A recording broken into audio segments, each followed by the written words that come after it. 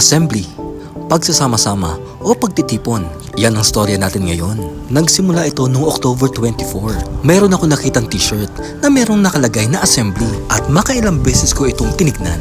Kinabukasan naman ng araw na yun, doon sa pinapasukan naming eskwelahan ay nagkaroon kami ng isang General Assembly. Kinagabihan naman nun ay nagre-review ako para sa isang quiz. Ginawa kong bold letters ang mga ito. Pero sa di inaasahang pagkakataon ay naisama ang letters G at ang letter A.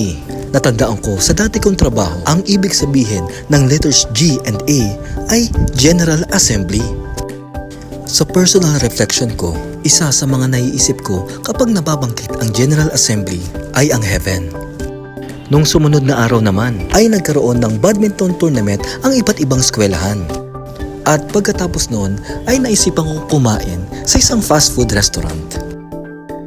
Hindi kadalasan ang pagkain ko dito, pero sa pagkakataong ito, yung nabigay na ang order ko ay may kasamang ganito: Assembler's Copy.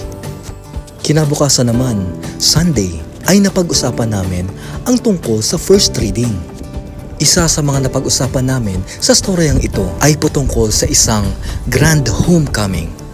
At sa parehas na araw na yon, during our evening prayer, doon sa intercession part ay meron ding word na assembly. Remember your assembly, Lord, your dwelling place. Sa iba't ibang pagkakataon, sa magkakasunod na araw ay konektado ang mga pangyayari sa salitang assembly.